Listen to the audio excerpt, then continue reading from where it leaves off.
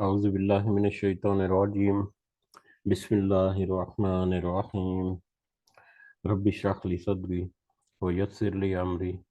واحلل عقدة من لساني يفقهوا قولي. رب يسر ولا تعسر وتمم بالخير. اللهم لا سهل إلا ما جعلته سهلا وأنت تجعل الحزن إذا شئت سهلا. اللهم انفعنا بما علمتنا وعلمنا ما ينفعنا وزدنا علما. آمين يا رب العالمين.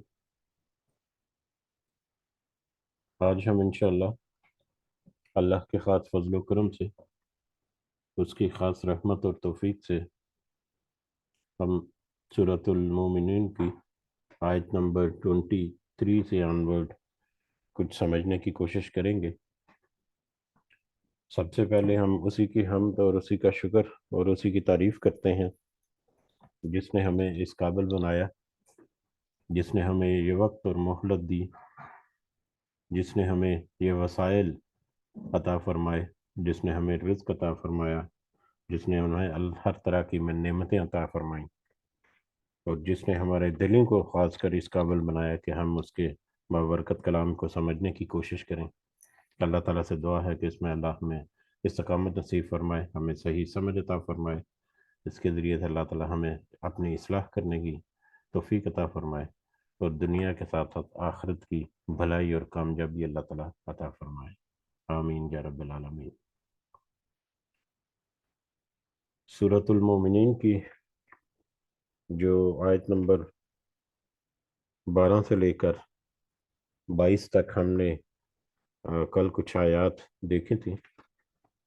ان کا ترجمہ ہم ایک دفعہ دوہرا لیتے ہیں۔ اللہ تعالیٰ فرماتے ہیں آیت نمبر 12 سے آنورڈ کہ یقیناً ہم نے انسان کو مٹی کے جوہر سے پیدا کیا، پھر اسے نطفہ بنا کر محفوظ جگہ میں قرار دے دیا، پھر نطفہ کو ہم نے علقہ بنا دیا، پھر اس علقہ سے لوتھڑے کو گوشت کا ٹکڑا کر دیا، پھر گوشت کے ٹکڑے کو یا لوتھڑے کو ہڈیاں بنائیں، پھر ہڈیوں کو ہم نے گوشت پہنا دیا، پھر دوسری بناوٹ میں اس کو پیدا کر دیا۔ برکتوں والا ہے وہ اللہ جو سب سے بہترین پیدا کرنے والا ہے۔ اس کے بعد پھر تم یقیناً مر جانے والے ہو، پھر قیامت کے دن بلا شبہ تم سب اٹھائے جاؤ گے۔ ہم نے تمہارے اوپر 7 آسمان بنائے ہیں اور ہم مخلوقات سے غافل نہیں ہیں۔ ہم ایک صحیح اندازے سے آسمان سے پانی برساتے ہیں، پھر اسے زمین میں ٹھہرا دیتے ہیں، اور ہم اس کے لے جانے پر بھی یقیناً قادر ہیں۔ اسی پانی کے ذریعے سے ہم تمہارے لیے کھجوروں اور انگوروں کے باغات پیدا کر دیتے ہیں کہ تمہارے لیے ان میں بہت سے میوے ہوتے ہیں، انہی میں سے تم کھاتے بھی ہو۔ اور وہ درخت جو طور سینا پہاڑ سے نکلتا ہے،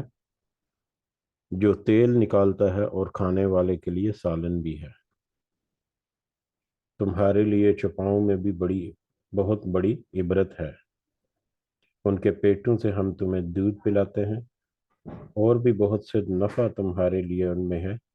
ان میں سے بعض کو تم کھاتے ہوگی، اور ان پر اور کشتیوں پر تم سوار کرائے جاتے ہو، یا ان پر اور کشتیوں پر تم سواری بھی کرتے ہو۔ تو یہ کچھ آیات جو ہم نے کل پڑھی، اور اس کے بعد ان آیات کا خلاصہ ہم نے جب دیکھا پہلی 22 آیات کا، اور آج ہم جب آگے بڑھیں گے تو اسی خلاصے کو اگر ہم مد نظر رکھیں کہ جس ترتیب سے پہلی 22 آیات گزری ہیں کہ ایک مومن جس کو اللہ تعالیٰ نے آخرت کی بشارت دی، اور اس کے لیے پھر کچھ ہدایات یا کچھ نصیحتیں پہلی 10-11 آیات میں رکھیں کہ جو ان کے اوپر پورا اتر جائے اس کے لیے بشارت ہے جنت کی، اور پھر اسی انسان کے لیے یا انہی مومنین کے لیے، وہ مومنین کن انسانوں میں سے ہیں، یا وہ انسان جس کو اللہ تعالیٰ نے فلاح کی طرف بلایا، اس کو اس کی اصل حیثیت اصل اوقات کیا ہے، یا اس کی اس دنیا میں کس طرح سے آمد ہوئی، کہ ایک بالکل وہم و گمان میں بھی نہیں تھا کہ ایک شخص زندہ جاگتا کس کس سٹیجز سے گزرتا ہوا وہ اس دنیا میں آ گیا۔ اور اس کے بعد پھر اللہ تعالیٰ نے اس کو مزید بتایا کہ یہ پوری کی پوری کائنات تمہارے لیے مسخر ہے۔ اور پھر اللہ تعالیٰ نے اشارہ کیا کچھ بڑی بڑی نعمتوں کی طرف، جس میں پھل اور پودے اور اناج اور اس کے کھانے کے لیے، اور پانی سے اس کا پانی کا نظام، واٹر سائیکل جو ہے وہ بھی اللہ تعالیٰ نے ترتیب دیا، اور اس کے علاوہ اس کے جانوروں کے اس میں فائدے اور بہت ساری چیزیں۔ تو اس انسان کا پھر کردار کیا رہا، وہ انسان جس کے لیے جو کائنات بنائی وہ ساری کی ساری اس کے لیے مسخر کر دی،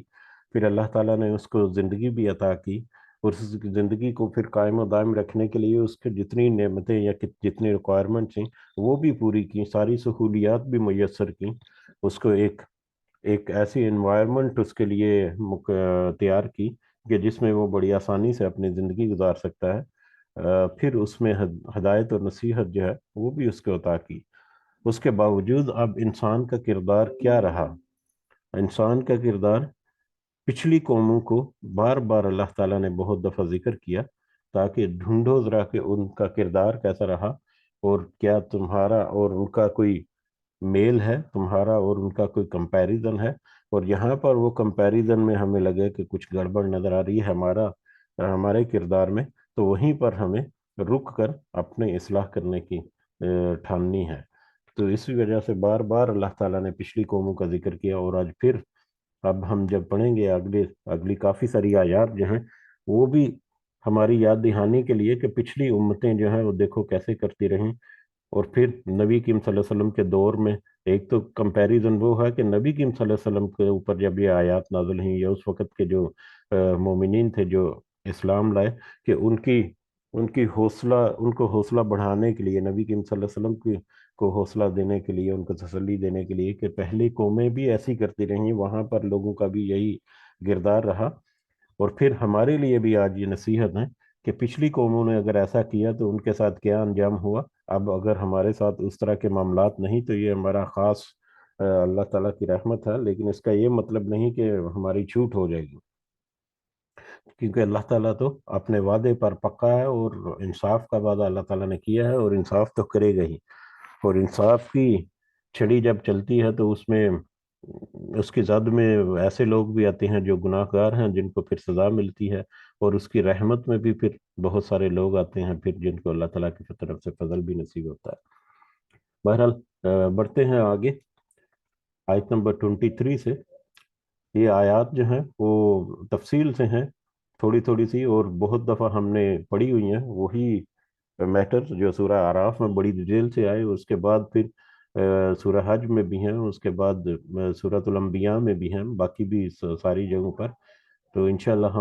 مجھے امید ہے کہ ساری ہماری یادداشت جو ہے وہ تازہ ہو جائے گی، اور سبحان اللہ کہ جس طرح سے آگے بڑھتے جا رہے ہیں وہ یادداشت بار بار ریمائنڈ کر کے، بار بار اس کو دوہرا دوہرا کر ہی کافی ساری چیزیں جو ہیں وہ یاد ہوتی جا رہی ہیں الحمدللہ۔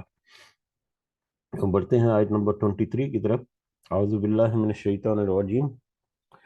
وَلَقَدْ أَرْسَلْنَا نُوحًا إِلَىٰ قَوْمِهِ، اور بلا شبہ یقیناً ہم نے بھیجا نوح کو اس کی قوم کی طرف۔ نوح علیہ السلام ہمیں پتہ ہے کہ ان کو آدم ثانی بھی کہا جاتا ہے، اور ان سے پہلے بھی غالباً کچھ نبی ان قوموں کی رہنمائی کے لیے گزرے ہیں، جس میں حضرت ادریس علیہ السلام کے بارے میں ذکر ہوا تھا کہ ان کے بارے میں غالب گمان ہے کہ وہ حضرت نوح علیہ السلام کے سے پہلے کے ہیں، لیکن توحید کے معاملے میں، توحید کی نصیحت کرنے کے لیے یا شرک کے خلاف جو سب سے پہلا رسول اس دنیا میں اللہ تعالیٰ نے بھیجا وہ حضرت نوح علیہ السلام تھے۔ اور شرک کا آغاز یا شرک کا جو ایک بنیاد ہے وہی کہہ لیں کہ قوم نوح سے شروع ہوئی تھی۔ تو لہذا قوم نوح، حضرت نوح علیہ السلام پھر 900 سال سے زیادہ عرصہ تک وہ تبلیغ بھی کرتے رہے، اس کے باوجود چند ہی افراد ان کے اوپر ایمان لے کر آئے، حالانکہ حتیٰ کہ ان کی اپنی فیملی کے جو لوگ تھے ان میں ان کا ایک بیٹا اور بیوی جو ہیں وہ ایمان نہیں لائے۔ ان کے 3 بیٹے اور 4 بہویں وہ ایمان لائے، اور ایک وہ خود، یعنی اپنے گھر میں 8 افراد اور اس کے علاوہ چند ہی افراد 950 سال کی تبلیغ کے باوجود۔ تو اسی طرح بلا شبہ ہم نے نوح کو اس کی قوم کی طرف بھیجا علیہ السلام۔ فقال یا قوم، تو اس نے کہا، نوح علیہ السلام نے کہا، اے میری قوم، اعبد اللہ ما لکم من الہ غیرہ، کہ تم سب عبادت کرو اللہ کی، تمہارے لیے کوئی معبود نہیں ہے اس کے سوا۔ توحید کا سب سے پہلا درس، یا سب سے پہلے ہی توحید کا درس دیا کہ صرف اللہ کی عبادت کرو، اس کے علاوہ کوئی معبود نہیں، کوئی تمہاری باتوں کو سننے والا اور تمہاری حاجات کو پوری کرنے والا نہیں۔ افلا تتقون، کیا تم نہیں ڈرتے، کیا تم ڈرتے نہیں ہو کہ کس طرح سے تم اللہ کو چھوڑ کر دوسری ہستیوں کی عبادت میں مشغول ہو، یا ان کو پکارنے پر اب تلے ہوئے ہو۔ اور ہم نے یہ بھی دیکھا تھا کچھ روایات کی روشنی میں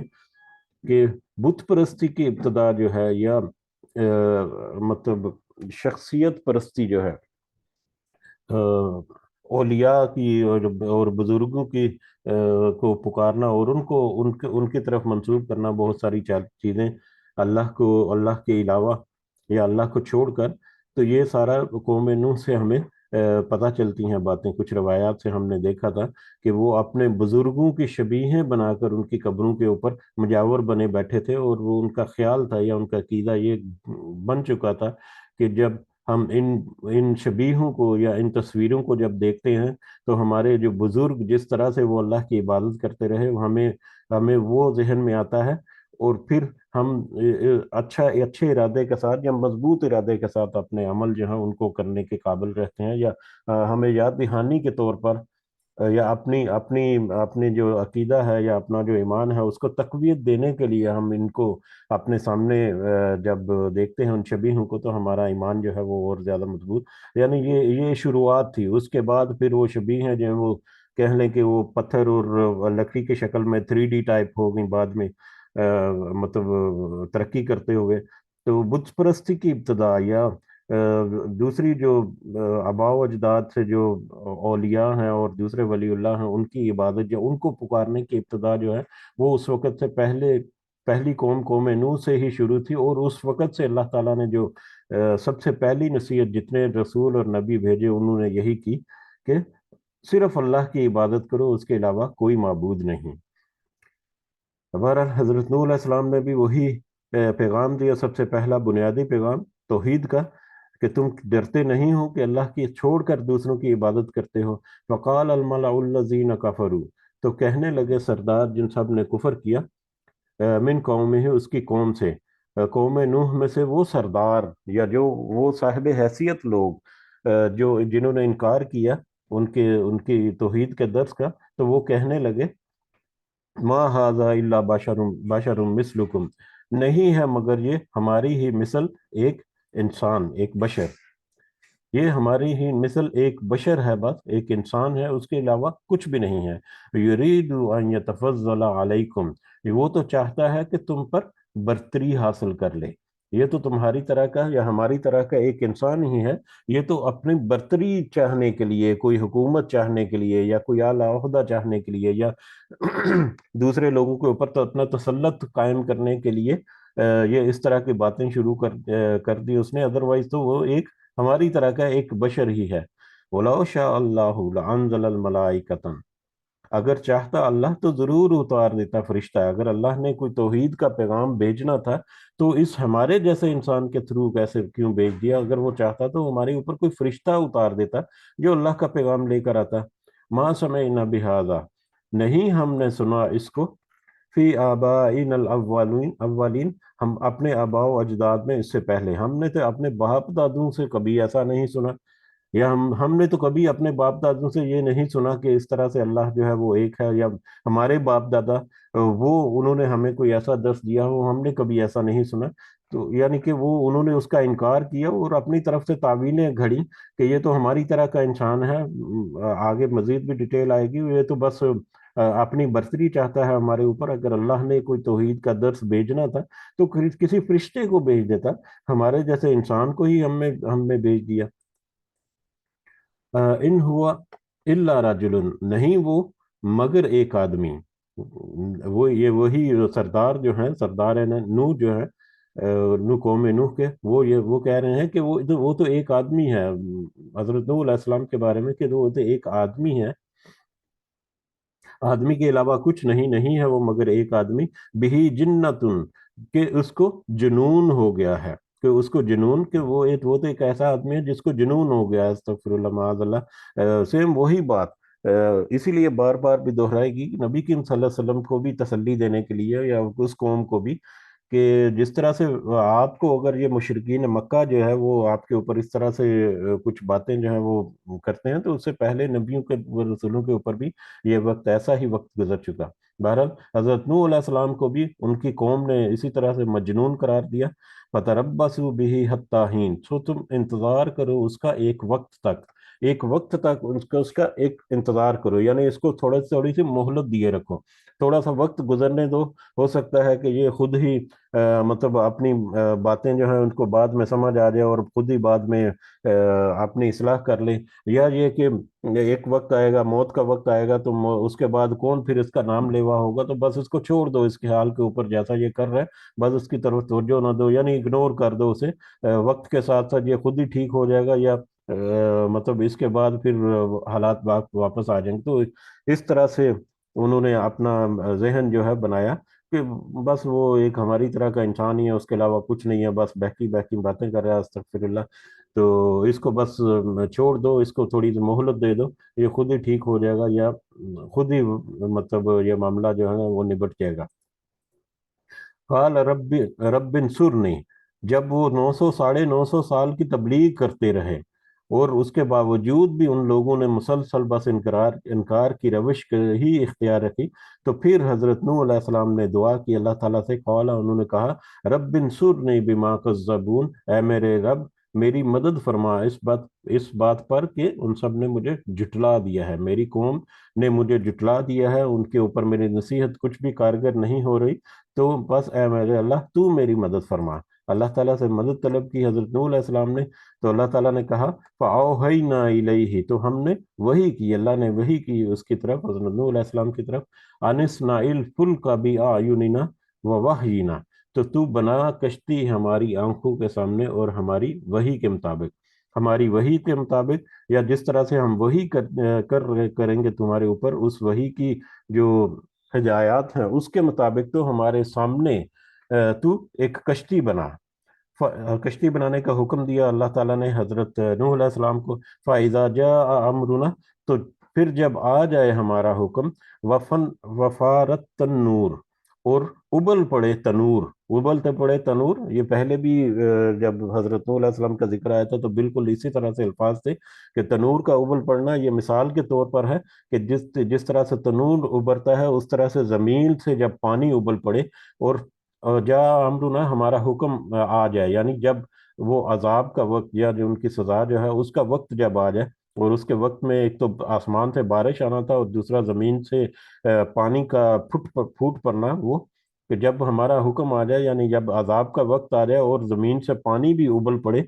फसलुक फीहा मिन कुल्ली ज़ौजैन इस्नैन, तो तू दाखिल कर इसमें हर एक दो किस्में दोनों की, यानी नर और मादा दोनों दोनों के जोड़े, यानी हर जो जानदार है उसमें मुख्तलिफ तरह के जानवर भी और परिंदे भी, और मतलब लोग तो जाहिर है उनकी अपनी कौम के थे जिसके बारे में सेपरेटली जिक्र हुआ, उसके अलावा भी बाकी जानवर जो हैं, तो उनके दो दो जोड़े, यानी दो दो जोड़े से मुराद एक नर और एक मादा का जोड़ा जो है, वो अपने साथ उसमें दाखिल कर या कश्ती में अपने साथ सवार कर ले। फ़ाहला का इल्ला, और अपने घर वालों को भी, वाहला का और अपने घर वालों को भी, इल्ला मन सबका, सोए उनके जिनके बारे में पहले सबकत मिल चुकी या पहले से तय हो चुका, अपने घर वालों को भी उसमें सवार करना। हाँ, उन घर वालों में से उनको छोड़कर जिनके बारे में पहले से तय हो चुका है, क्या तय हो चुका है, अलैहिल कौलु मिनहुम, उन पर बात उनमें से, यानी तेरे घर वालों में से भी वो लोग जिनके बारे में पहले से तय हो चुका कि ये भी मगजूब हैं, इनके ऊपर भी अजाब आएगा, वो लोग जो उनके घर वालों में से जो ईमान नहीं लेकर आए थे, تو ان کو بھی سوار نہیں کرنا، ان کو بھی سوار کرنے سے منع کر دیے. اور ہم نے دیکھا کہ ان کے گھر والوں میں سے ان کی ایک بیوی اور ایک بیٹا جو ہے، بیوی اور ایک بیٹا، وہ ایمان نہیں لے آئے تھے. یعنی ان کو سوار نہ کرنے کا اللہ تعالیٰ نے یہاں پر اشارہ یا حکم بھی دے دیا ان کو. ولا تخاطبنی فی الذین، اور تو نہ بات کرنا مجھ سے، فی الذین ان لوگوں کے بارے میں، ظلموا جن سب نے ظلم کیا. اور ایسے لوگ چاہے وہ تیری قوم میں سے ہیں یا خاص کر اپنے گھر والوں کے ذکر ہو رہا ہے کہ گھر والوں میں سے ان لوگوں کو جن کو سوار کرنے کی اجازت نہیں، ان کے بابت مجھ سے تم سوال بھی مت کرنا، کیونکہ انہوں نے تو ظلم کیا ہوا ہے. انہم مغرقون، بے شک وہ سب غرق کیے جانے والوں میں سے ہیں.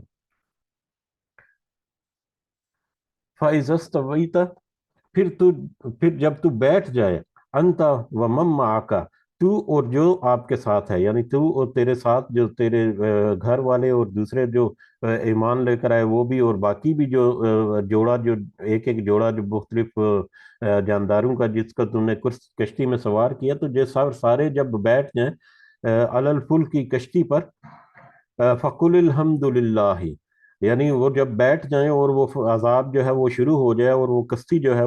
وہ تیرنے لگے وہ پانی میں، تو پھر فقل الحمد للہ الذی نجانا، تو پھر تو تعریف کر اللہ کے لیے، الذی نجانا جس نے نجات دی ہمیں، من القوم الظالمین ظالم لوگوں سے. تو پھر تو یعنی تو سے مراد یہاں پر تم سب جو بھی وہاں پر کشتی میں سوار ہوئے وہ تم سب دعا کیجیے اللہ سے، مطلب تعریف کیجیے اللہ کی. فقل الحمد، حمد للہ جو ہے وہ تعریف کے لیے بھی اور شکر کے لیے بھی استعمال ہوتا ہے. تو تم سب جو ہے وہ اللہ کی تعریف کرو یا اللہ کا شکر ادا کرو اس بات پر کہ اس نے تمہیں ظالم لوگوں سے نجات دلائی،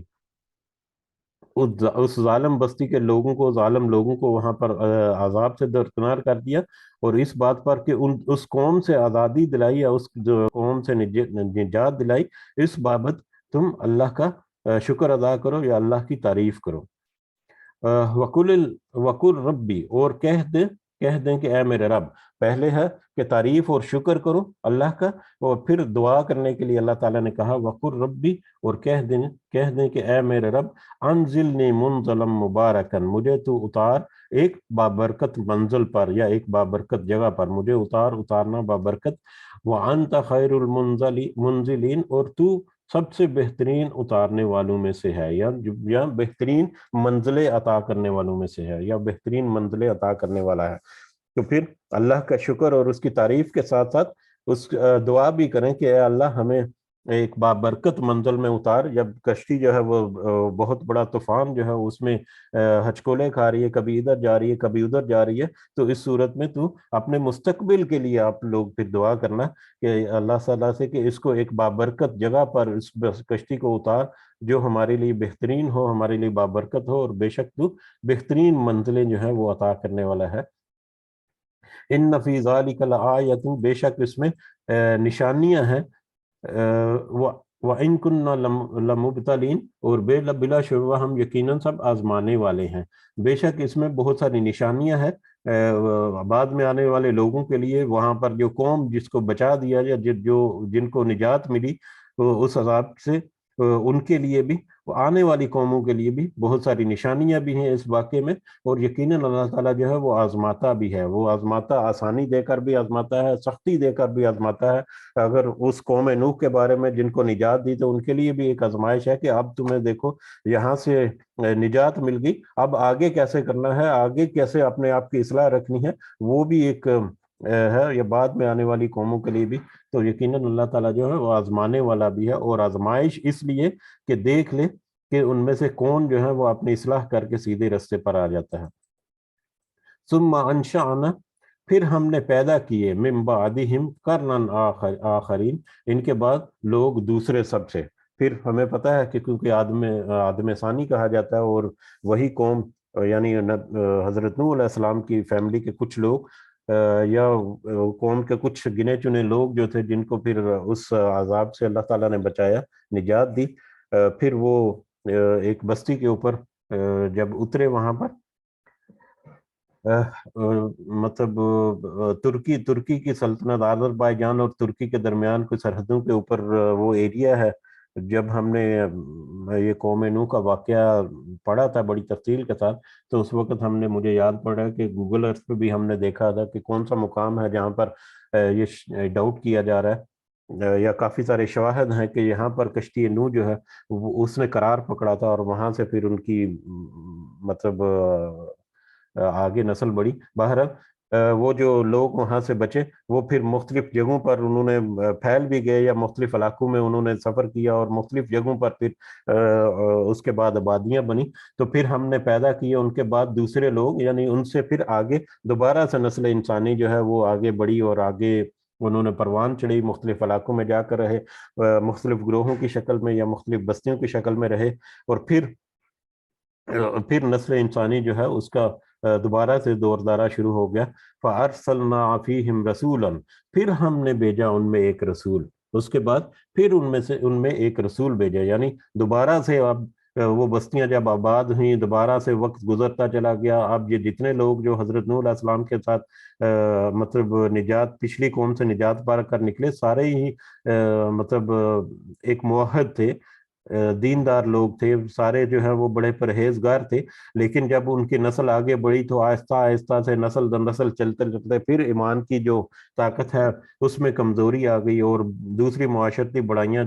جو ہے وہ بھی ان میں آ گئی، اور پھر شرک جو ہے اسی طرح سے ان میں پھوٹ پڑا، اور پھر اس شرک کے بارے میں جب دوسری برائیوں کے لیے پھر اللہ تعالیٰ نے دوبارہ سے رسول بھیجے، حضرت نوح علیہ السلام کے بعد بھی بہت سارے، اور ان کے بعد جو قومیں ہیں، مختلف قومیں جو ہیں جن کا ذکر ہم پڑھ چکے ہیں، قوم عاد، قوم سمود، قوم صالح جو ہے، قوم لوط جو ہے، یہ ساری قومیں، ان کا مختلف جگہوں پر مختلف انداز میں ذکر ہے۔ بہرحال پھر ہم نے ان میں رسول بھیجا، منہم، انہی میں سے، پھر دوبارہ جیسے حضرت نوح علیہ السلام کے بارے میں کہ وہ بھی انہی میں سے تھے، اور اسی وجہ سے ان کی قوم کے جو سردار ہیں انہوں نے کہا کہ یہ تو ہماری طرح کا ایک بشر ہی ہے۔ تو اسی طرح سے پھر اگلے لوگ جو ہیں بعد میں آنے والی قومیں، ان میں سے بھی ہم انہی میں ہی سے رسول بھیجے، ان اعبدوا اللہ ما لکم من الہ غیرہ، کہ تم سب عبادت کرو۔ ان رسولوں نے بھی وہی پیغام دیا جو حضرت نوح علیہ السلام نے دیا تھا، کہ تم سب عبادت کرو اللہ کی، ما لکم من الہ غیرہ، کہ نہیں ہے تمہارے لیے کوئی معبود اس کے علاوہ۔ وہی توحید کا درس جو ہے جو حضرت نوح علیہ السلام نے دیا، وہی توحید کا درس بعد میں آنے والے رسولوں نے بھی اسی طرح سے دیا۔ افلا تتقون، تو کیا تم نہیں ڈرتے؟ سیم اسی طرح سے جیسے حضرت نوح علیہ السلام نے کہا، بعد میں آنے والے رسولوں نے بھی کہ کیا تم اس بات سے نہیں ڈرتے کہ اللہ کے علاوہ دوسروں کا شرک کرتے، دوسروں کو اللہ کے ساتھ شریک ٹھہراتے پھرتے ہو؟ تو صرف اللہ کی عبادت کرو، اس کے علاوہ کوئی معبود نہیں۔ وقال الملأ من قومه الذين كفروا، تو بعد میں آنے والی قوموں کے بارے میں اب تذکرہ ہے کہ ان کے سرداروں نے کہا، اس کی قوم میں سے جن سب نے کفر کیا، ان کافر قوم کی سرداروں نے کہا، وَكَذَّبُوا، اور جھٹلا دیا، بِلِقَاءِ الْآخِرَةِ، آخرت کی ملاقات کو، وَأَتْرَفْنَاهُمْ، اور ہم نے خوشحال رکھا تھا، فی الحیات الدنیا، دنیاوی زندگی میں، یعنی جو دوسری قومیں ہیں وہ انہوں نے بھی، ان کے جو سردار ہیں انہوں نے بھی اسی طرح سے جھٹلا دیا اپنے ان رسولوں کو، اور آخرت کو بھی جھٹلا دیا، آخرت کی ملاقات کو، یا آخرت میں جو قیامت ہے، قیامت کو بھی انہوں نے جھٹلا دیا، اس کا بھی انہوں نے انکار کر دیا۔ حالانکہ ہم نے، یعنی اللہ تعالیٰ کہہ رہے ہیں، حالانکہ ہم نے ان کو دنیاوی زندگی میں خوشحال رکھا تھا، حالانکہ ہم نے ان کو دنیا میں بہت ساری نعمتیں عطا کر رکھی تھی، اس کے باوجود انہوں نے اپنے رسولوں کو جھٹلا دیا۔ ما ھذا الا بشر مثلکم، اور ان رسولوں نے پھر وہی حضرت نوح علیہ السلام کی طرف پھر کہا کہ حضرت نوح کی قوم کی طرف کہ نہیں ہے یہ مگر ایک انسان ہماری ہی طرح، یہ بھی ہماری ہی طرح کا ایک بشر ہے، یأکل مما تأکلون منہ، کہ یہ بھی وہی کھاتا ہے، وہ کھاتا ہے اس سے جو تم کھاتے ہو، یعنی جو تمہارا کھانا پینا، وَيَشْرَبُ مِمَّا تَشْرَبُونَ، اور وہ پیتا ہے اس میں سے جو تم پیتے ہو، یعنی جس طرح سے تم کھاتے اور پیتے ہو اسی طرح سے یہ بھی کھاتا اور پیتا ہے، یعنی یہ بھی اسی طرح کا رسول ہے، جیسا کہ یہ بھی اسی طرح کا انسان ہے جیسے کہ ہم رسول ہیں، ہم انسان ہیں، جیسا کہ ہم کھانا پینا کھاتے ہیں، کھاتے پیتے ہیں، اسی طرح سے یہ بھی کھاتا پیتا ہے۔ وَلَئِنْ، اور یقیناً اگر اطعتم بشرا مثلکم، ہم نے اطاعت کی ہم نے کہا مانا ایک انسان کی اپنے ہی جیسے ایک بشر کی اگر ہم نے اطاعت کر لی، انکم اذن لا خاسرون، تو یقیناً اس وقت ہم سب خسارہ پانے والے ہوں،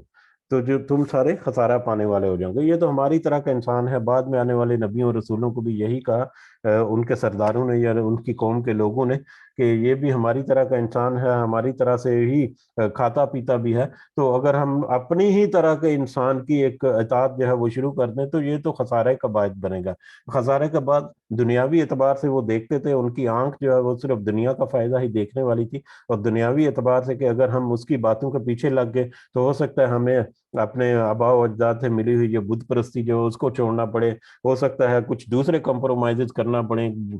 جو بھی ان کے مختلف قوموں کے وتیرے رہے ہیں، ان کے مال جو ہے اس میں کمی آئے گی،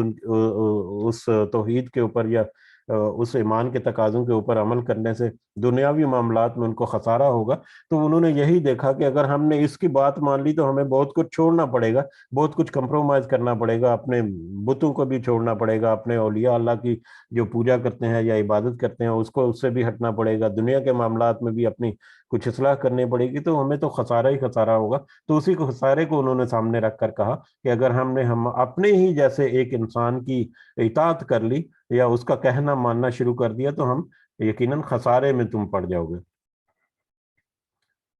اَیَعِدُکُمْ اَنَّکُمْ، کیا وہ وعدہ دیتا ہے تو کہ تمہیں کہ بے شک تم اذا متم، کہ جب تم مر جاؤ گے، وہی رسول ایک جنس کے طور پر، یہاں پر رسول بہت سارے رسول جو ہیں ان سب کا بنیادی جو سبق ہے وہ ایک ہی تھا، توحید کا، اور اس کے علاوہ پھر معاشرتی اصلاح جو ہے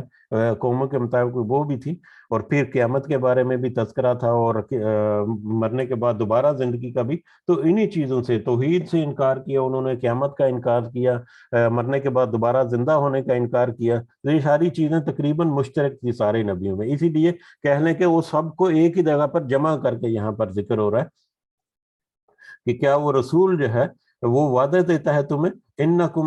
اذا متم، کہ بے شک تم جب مر گئے، وکنتم ترابا وعظاما، اور جب تم ہو گئے مٹی اور ہڈیاں، جب تم مر جاؤ گے اور مرنے کے بعد تم مٹی ہو جاؤ گے یا مٹی میں مل جاؤ گے اور ہڈیاں ہڈیاں ہو جاؤ گے، انکم مخرجون، کہ بے شک تم سب نکالے جانے والے ہو۔ وہ انہوں نے تعجب کے ساتھ ایک سوال کیا کہ کیا یہ رسول جو ہے یہ تم سے یہ وعدہ کرتا ہے کہ تمہارے مرنے کے بعد جب تم مٹی ہو جاؤ گے اور ہڈیاں ہڈیاں ہو جاؤ گے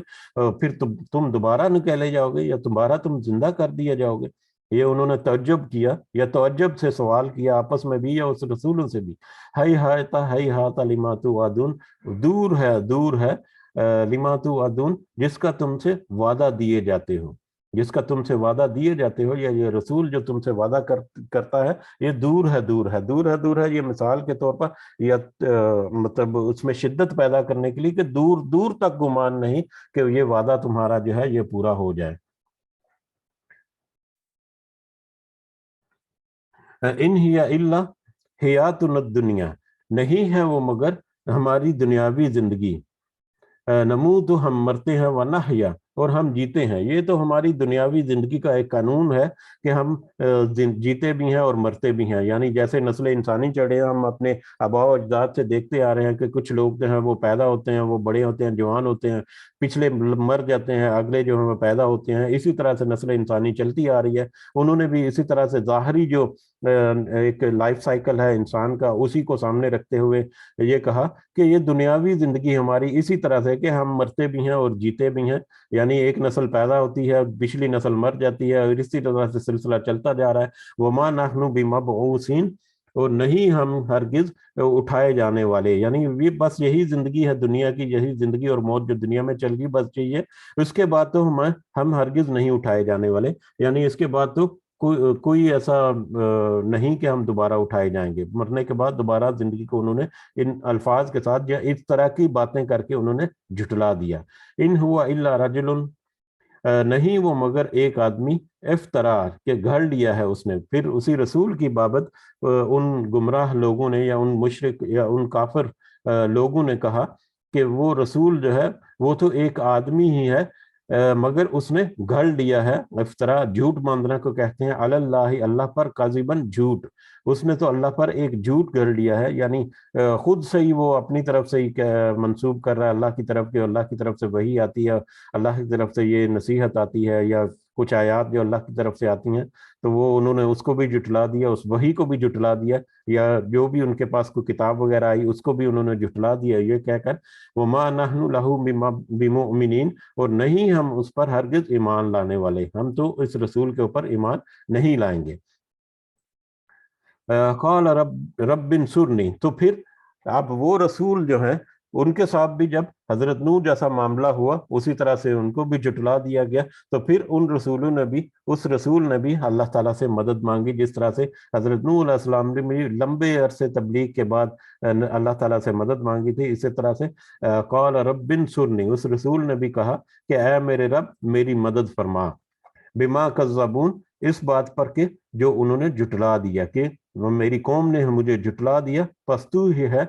جو میری مدد کر سکتا ہے، پس تو میری مدد فرما۔ قال اما قلیل، تو فرمایا اللہ تعالیٰ نے فرمایا اما قلیل، بہت تھوڑی مدت میں، لیصبحن، ضرور بالضرور وہ ہو جائیں گے، نادمین، پچھتانے والے، بہت تھوڑی ہی مدت میں وہ پچھتانے والے ہو جائیں گے، یعنی تھوڑا ہی وقت عنقریب وہ عذاب سے دوچار ہو جائیں گے اور پچھتانے والے ہو جائیں گے۔ تو یہیں پر رکتے ہیں آج، یہ کافی لمبا رکوع ہے اور یہی سلسلہ جو ہے وہ تھوڑا آگے بھی چلے گا، تو انشاءاللہ کل ہم کنٹینیو کریں گے۔ یہاں پر آج ہم نے دیکھا کہ حضرت نوح علیہ السلام کے بارے میں ذکر ہوا، اور جو حالات و واقعات حضرت نوح علیہ السلام کے ساتھ ہوئے یا ان کی قوم نے ان کے ساتھ جو کیا، تقریباً اسی طرح کے معاملات جو ہیں اس کے بعد آنے والی جو رسول تھے ان کے ساتھ بھی انہوں نے کہا، اسی طرح سے انہوں نے بھی قیامت کے بعد کی زندگی، قیامت کو جھٹلا دیا، موت کے بعد دوبارہ اٹھنے کو بھی جھٹلا دیا، اور ان رسولوں کو بھی جھٹلا دیا، اور ان کو بھی اپنے ہی مثل ایک انسان جو ہے وہ قرار دیا۔ اس میں تو کوئی شک نہیں کہ وہ انہی کی مثل ایک انسان تھے، لیکن ایک وحی کی صورت میں جو ان کی ایک فضیلت اور برتری حاصل تھی، اس برتری کو انہوں نے قبول نہیں کیا، اس برتری، وہ برتری ان سے ہضم نہیں ہوئی، جس کی وجہ سے پھر وہ گھاٹے میں رہے، اور پھر ان کو پھر عذاب بھی آتے رہے۔ بہرحال اسی موضوع کو ہم لے کر چلیں گے کل اگلی آیات کی طرف۔ اللہ تعالیٰ سے دعا ہے کہ ہم جو سمجھ رہے ہیں اس میں سے جو نصیحت کی باتیں ہمارے لیے ضروری ہیں وہ ان کو اللہ تعالیٰ ہمارے دلوں میں سرایت کر دے، اور ہماری عقل اور شعور میں اس کا ایک پرنٹ جو ہے وہ ڈال دے، تاکہ ہم اپنی اصلاح کر سکیں۔ اللہ تعالیٰ سے دعا ہے کہ اللہ تعالیٰ ہمیں اس میں استقامت بھی عطا فرمائے، اور اس کے ذریعے سے ہمیں اپنی اصلاح کے ساتھ ساتھ دوسروں کی اصلاح کرنے کی بھی ہمت و توفیق عطا فرمائے۔ آمین یا رب العالمین، وما علینا الا البلاغ المبین۔ جی کچھ پوائنٹ آپ ایڈ کرنا چاہ رہے ہیں تو آپ کر سکتے ہیں۔ جزاکم اللہ خیرا کثیرا۔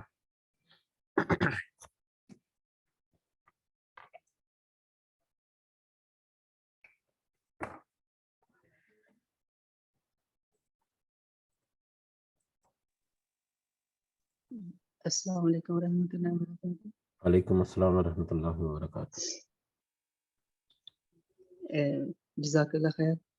یہ میں نے پوچھنا تھا کہ یہ خشوع کے بارے میں پوچھنا تھا کہ یہ قرب قیامت کہتے ہیں کہ یہ خشوع اٹھا لیا جائے گا۔ خشوع، خشوع، خشوع، یہ خشوع و خضوع جو ہوتا ہے، عاجزی جو ہے۔ جی جی، یہ جو اس سورہ مبارکہ کی پہلی ہاں دوسری آیت ہے، دیکھیں الذین هم فی صلاتہم خاشعون۔ دیکھیں یہ ساری چیزیں جو ہے یہ تو اللہ تعالیٰ کی طرف سے، مطلب ایک حساب سے مخلوق بھی ہیں۔ اللہ سے دعا کرنا جو ہے یہ بھی اللہ تعالیٰ کی طرف سے ایک نعمت ہے۔ تو یہ نعمتیں جو ہے یہ تو مطلب ہیں، جو میری انڈرسٹینڈنگ ہے تو یہ نعمتیں جو ہیں یہ تو مغفرت طلب کرنے کے لیے ہیں، تو اور مغفرت جو ہے اسی وقت تک طلب ہو سکتی ہے، یا اس کی دعا جو ہے اس وقت تک قبول ہو سکتی ہے جب تک مہلت ہے۔ تو جیسے ہی قیامت جو ہے وہ شروع ہوگی تو مہلت تو ختم ہو گئی، تو مہلت، اس مہلت کو حاصل کرنے کے لیے یہ خشوع ہے، خضوع ہے، عاجزی ہے، یہ سارا کچھ ہے۔ اور اس کے بعد جو معاملات ہیں اگر اس کنسیپٹ میں ہے تو یقیناً یہ ختم ہو جائے گا، کیونکہ اس وقت وہ خود ہی لوگ عاجز ہو جائیں گے کہ اب ہم سرنڈر کر دیں گے، خود ہی یہ حالات جب دیکھیں گے تو خود ہی وہ سرنڈر کرتے پھریں گے، لیکن اس وقت تو مہلت جو ہے وہ تو ختم ہو جائے گی۔ تو اس اعتبار سے دیکھیں اگر جیسے میں یہ اللہ تعالیٰ ادھر نا یہ بہت ہی یعنی ہمارے لیے ایک یہ लम्हा फिक्रिया है कि अल्लाह ताला फरमा रहे हैं कि यानी वो मोमिन कामयाब होंगे जो कि अपनी नमाजों में खुशू अख्तियार करते हैं। जी। तो अगर हम अपना इस टाइम मुहासबा करें तो हम हमारी नमाजों में खुशू नहीं है। यानी अगर मैं अपना हिसाब लगाऊं हम्म। तो मैं वो सोच रही थी, तो खुशू ये दिल के में घर है ना इसका खुशू का। हम्म। तो जैसे हम जब नमाजें पढ़ते हैं तो हमारा दिल हाजिर नहीं होता। हम्म। यानी हम लिप सर्विस कर रहे होते हैं, जैसे इकरार बिल लिसान तो हो रहा होता है लेकिन तस्दीक बिल कल्ब नहीं हो रहा होता है। हम्म। तो इसके ऊपर बहुत वर्क करने की जरूरत लग रही है। अपने लिए मैं सबक निकाल रही थी। हम्म। तो एक हदीस, यानी मैं वो सोच रही थी कि कैसे हम अपनी नमाजों में खुशू कायम करें, क्योंकि ये अल्लाह ताला ने फरमा दिया है कि यकीनन वही लोग कामयाब है। हम्म। तो दिल की फिर वो एक ना हदीस वो ज़हन में आ रही थी कि जैसे अल्लाह ताला फरमाते हैं कि बेशक अल्लाह ताला तुम्हारी सूरतों को नहीं देखता बल्कि तुम्हारे दिलों को देखता है। हम्म। तो यानी जब हम नमाज के लिए खड़े हों तो यानी मैं सोच रही थी कि जो चीज़ हमें फ़ायदा दे वो शेयर भी करनी चाहिए। तो मैं बिल्कुल। जब नमाज के लिए खड़े हों तो पहले ये एहसास पैदा करें दिल में कि अल्लाह ताला मेरे दिल को देख रहा है। हम्म। तो दिल में जो ख्यालात आते हैं इधर-उधर के, तो उसमें फ़ायदा हो सकता है हमें। जी। और यानी दिलों की इस्लाह की बहुत ज़रूरत है। हम्म। हुँ, जी, तो आप ठीक कह रही हैं। यकीनन ये एक ये सिर्फ आपके साथ नहीं है, ये हम सब के साथ है, और हम सब के साथ इसीलिए तो एक हदीस है, मुझे एग्जैक्टली उसके अल्फाज याद नहीं आ रहे, लेकिन उसका मफहूम कुछ ऐसा है कि जिसने दो रकत नमाज पढ़ ली, जिस जिस तरह से नमाज पढ़ने का हक है, जिसने वो दो नफल नमाज कर ली उसके लिए जन्नत जो है वाजिब है, या इस तरह की कुछ थी कि सिर्फ दो रकत नमाज के लिए, और दो रकत नमाज, मैं कहता हूं कि दो लम्हे नमाज के ऐसे कोई पढ़ ले तो वो उसके लिए बड़ी गनीमत है कि वो फुल्ली 100% कंसंट्रेशन हो अल्लाह की तरफ, उसका पूरा दिल भी, उसका पूरा कल्ब भी, मतलब जहन भी, अक्ल शऊर भी, हर चीज वो अल्लाह को सबमिट करे चंद लम्हों के लिए। तो ये भी बहुत मुश्किल है, लेकिन यकीनन अल्लाह ताला जो है वो फिर आसानी भेज देता है। अल्लाह ताला को इंसान की नेचर को भी पता है। इसीलिए अल्लाह ताला ने ये कुछ ही परसा पहले हमने देखी थी कि अल्लाह ने तुम्हारे लिए दीन में तंगी भी पैदा नहीं की, आसानी भी पैदा की। नमाज की तरफ जो बार बार लौट कर आता है, आप जो कह रहे हैं ना, जो यकीनन वो जो बार बार नमाज की तरफ लौटता है, वो भी एक कोशिश करता है कि खुशू करने की, वो उसके ऊपर भी अल्लाह ताला फिर अपनी रहमत रखता है। लेकिन जो जानबूझकर, यही जरूरी ना, आपने जो पहली बात की ना, उसको हम फर्दर डिस्कस करें तो वो बहुत गहरी बातें हैं कि मतलब एक बंदा जो है उसकी नीयत ही नहीं है नमाज पढ़ने की, वो दिखावे की नमाज पढ़ रहा है, तो वो तो फायदा ही नहीं, उसका तो कुछ फायदा ही नहीं। हाँ, जो अच्छी नीयत के साथ आ रहा है उसको चाहिए कि जब तक वो नमाज में है वो पूरे खुशू के साथ, पूरी आजिज़ी के साथ उसमें दिल लगाने की कोशिश करे, जैसे आपने कहा। और शफीक साहब ने बहुत जगह पे जिक्र किया कि उसका बेहतरीन तरीका जो है, बेहतरीन तरीका 100% उसको अचीव करना, तो मतलब कोशिश करना हमारी जिम्मेदारी है। बाकी नीयत को कबूल करना अल्लाह ताला जो है वो उसका काम है। लेकिन हमारी कोशिश में ये चीज शामिल है कि जो हम नमाज पढ़ रहे हैं, नमाज का एक एक लफ्ज जो है वो उसका पूरे का पूरा मफहूम, सिर्फ अल्फाज मानी नहीं, उसकी रूह जो है वो हमें पता होनी चाहिए। सूरह फातिहा हम पढ़ते हैं तो सूरह फातिहा की रूह क्या है वो हमें पता होनी चाहिए, हमारे दिलों में होनी चाहिए कि जब हम सूरह फातिहा जैसे ही हम पढ़े तो वो उसके सहर में आ जाए, हम उसके जो मफहूम या उसकी रूह जो उसका हिसार जो है, उस हिसार के सहर में आ जाए हम, तो फिर ही उसका सही जो एक एक एक तासर जो है वो हमारे ऊपर तारी हो सकता है। अदरवाइज खाली अल्फाज जो है उनका कोई मतलब नहीं है। इसी तरह से दुआ अगर करनी है अल्लाह ताला से, तो दुआ जो करनी है, अगर आपको कोई कोई दवा से कोई सरोकार नहीं है, आपका कोई दिल ही नहीं लग रहा, आपका कोई बस ज़ाहरी अल्फाज है, तो ज़ाहरी अल्फाज तो फिर मतलब मुंह से निकले और आवाज में जाकर तहरीर हो गए, खत्म हो गए। लेकिन जब तक उसके पीछे छुपी रूह को हम समझने की या पाने की या उसके मुताबिक अपने आप को ढालने की कोशिश नहीं करेंगे, तब तक जो है ना वो बहुत मुश्किल है कि हम ये अचीव कर सकें। इसीलिए हम मतलब जब ये टॉपिक आया था तो उसमें एक हल्का सा तज़किरा ये भी हुआ था कि अगर कोई नमाज पढ़ रहा है तो उसके नमाज पढ़ने के अंदाज से हमें ये अंदाजा हो जाता है कि कितना दिल लगाकर वो कितने इत्मीनान से नमाज पढ़ रहा हो। ٹھیک ہے. تو ظاہر ہے یہ ایک دلی معاملات جو ہے اس میں انسان کی کوشش جو ہے وہ اس کے ذمہ ہے, اور جو جتنی کوشش کرے گا اس کے مطابق وہ اجر بھی پائے گا. اور آپ کا پوائنٹ یہ بھی بہت واضح ہے, اور یقیناً ہمیں بہت کوشش کرنی چاہیے کہ ہم کس طرح سے دل لگا سکتے ہیں نماز میں. اور میں نے مطلب دیکھا ہے کہ جو لوگ نماز سے پھر محبت کرتے ہیں وہ تو پھر سبحان اللہ. میرے ایک بزرگ تھے, بہت پہلے وہ فوت ہو چکے میرا 30 سال پہلے وہ فوت ہو چکے. میرے جو کزن تھے ان کے نانا ابو تھے وہ, تو وہ مسجد میں تھے, نگران تھے مسجد کے, مسجد کا انتظام وغیرہ جو وہی کرتے تھے, اور اس کے لیے ایون کہ مسجد کے چندے وغیرہ جو ہیں وہ بھی وہی ان کے پاس ہی تھا, کہ مسجد کے جو خرچے وغیرہ ان کو پورا کرنے کے لیے کچھ کنٹریبیوشن وغیرہ لینا لوگوں سے. تو جب وہ بیمار ہوئے, آخری وقت تھا, حالت نزا جسے ہم کہتے ہیں, تو وہ اس قدر وہ اپنی اسی کیفیت میں تھے کہ وہ کہتے تھے کہ بس مجھے وضو کرا دو, مجھے نماز پڑھا دو, مجھے وضو کرا دو, مجھے نماز پڑھا دو. تو یعنی جو ساری زندگی جس طرح سے دل لگا کر انہوں نے کیا وہی کیفیت پھر رہتی ہے. لیکن جو دنیا کے معاملات میں پھنسا ہوا ہے, میوزک سن رہا ہے اونچی اونچی آواز میں, تو وہ میوزک سنتا سنتا گاڑی میں چھوڑ کر اچانک آ کر کھڑا ہو کر اللہ اکبر کر کے نماز باندھ لے گا, تو کتنا اثر کرے گی نماز اس کے. اس کی اپنی کوشش یہی ہے کہ وہ اپنی ہر طرح کی زندگی میں وہ اپنی کچھ نہ کچھ تو بہتری لائے, تاکہ وہ کچھ نہ کچھ تو حاصل کرتا رہے. بہرحال یہ آپ کا اشارہ جو ہے بہت اچھا ہے اور بہت وسیع ٹاپک بھی ہے. اللہ تعالیٰ ہمیں ہمت اور ہدایت دے کہ ہم اس میں اپنی اصلاح کر سکیں انشاءاللہ. اور ایک نبی صلی اللہ علیہ وسلم کی جو حدیث ہے نا, وہ بھی اگر ہم پلے سے باندھ لیں کہ آپ صلی اللہ علیہ وسلم نے صحابہ کرام کو فرمایا تھا کہ حدیث کا مفہوم ہے کہ دلوں کو زنگ لگ جاتا ہے تو اس کو صاف کیا کرو. بالکل اس کے تو ساتھ صحابہ کرام نے پوچھا تھا کہ یا رسول اللہ صلی اللہ علیہ وسلم,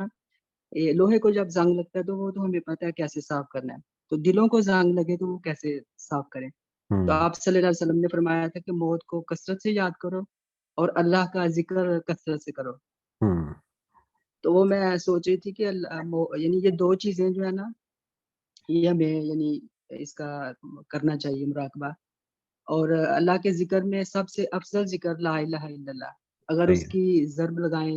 دلوں پہ, پھر جتنی بھی محبتیں ہیں اور جتنا بھی وہ زنگ ہے جو جالے لگے ہوئے ہیں تو وہ صاف ہو سکتے ہیں. صحیح ہے, بہت زیادہ ضرورت ہے ہمیں اپنے دل کی اصلاح کی. بالکل ٹھیک ہے. جی جزاک اللہ خیرن, آپ نے اچھا پوائنٹ بھی ریز کیا اور یقیناً ہماری یاد دہانی بھی اس سے اور زیادہ بڑھ گئی, تو اضافہ بھی ہوا ہماری یاد دہانی میں. اللہ تعالیٰ سے دعا ہے کہ اس میں ہمیں کامیاب بھی کرے. ہم جو باتیں کر رہے ہیں اس میں اللہ تعالیٰ ہمیں اپنی اصلاح کرنے کی سب سے پہلے ہمت و توفیق دے, اور اس کے بعد ہم اس قابل بھی ہو جائیں کہ ہم دوسروں کو بھی اس کی اصلاح جو ہے وہ کرا سکیں. آمین یا رب العالمین. اللہ تعالیٰ سے دعا ہے ہمارے جتنے ظاہری اور باطنی مسائل ہیں, ہماری جتنی نیک اور جائز حاجات اور خواہشات ہیں, اللہ تعالیٰ وہ ہمارے لیے آسان کر دے اور اس میں ہمیں خاص مدد فرمائے. اللہ تعالیٰ ہماری ساری دعاؤں کو قبول و منظور فرمائے. ہماری ایک بہت ہی ایک حسن اخلاق رکھنے والی ایک بزرگ ہستی جو ہے وہ 1-2 دن پہلے فوت ہو گئی پاکستان میں, ان کے لیے بھی, اور سارے جتنے بزرگ ہمارے اس دنیا سے رخصت ہو گئے ان کے لیے بھی اللہ تعالیٰ سے دعا ہے کہ وہ خاص کر اللہ تعالیٰ ان کو اپنے خاص فضل و کرم سے جنت الفردوس میں اعلیٰ مقام عطا فرمائے. جو دنیا میں ہمارے بزرگ ہیں, ہمارے والدین ہیں, ہمارے باقی رشتہ دار ہیں, ان کے لیے دعا ہے کہ اللہ تعالیٰ انہیں صحت سے بھرپور زندگی عطا فرمائے. ہمارے بزرگوں کے لیے خاص کر کہ اللہ تعالیٰ ان کو ایک ایسی صحت دے رکھے کہ وہ کسی کے محتاج نہ ہوں. یہ ایک انسان کی محتاجی جو ہے یہ ہماری آزمائشوں میں سے ایک بہت بڑی آزمائش ہے. تو اللہ تعالیٰ ہمیں ایسی کسی آزمائش سے بھی محفوظ رکھے جس کا پھر ہمیں جھیلنا جس کے لیے ہمارے لیے مشکل ہو. اللہ تعالیٰ ہمارے لیے سب کے لیے آسانیاں پیدا فرمائے. ہمارے کاروبار کے مسائل, ہمارے دیگر جتنے مسائل ہیں, اللہ تعالیٰ اس میں ہماری خاص مدد اور رہنمائی عطا فرمائے. ربنا آتنا فی الدنیا حسنہ وفی الآخرۃ حسنہ وقنا عذاب النار. رب ارحمہما کما ربیانی صغیرا. رب ارحمہما کما ربیانی صغیرا. رب ارحمہما کما ربیانی صغیرا. ربنا تقبل منا انک انت السمیع العلیم وتب علینا انک انت التواب الرحیم. سبحان ربک رب العزۃ عما یصفون وسلام علی المرسلین والحمد للہ رب العالمین. سبحانک اللہم وبحمدک اشہد ان لا الہ الا انت استغفرک واتوب الیک. جزاکم اللہ خیرا کثیرا. السلام علیکم ورحمۃ اللہ وبرکاتہ.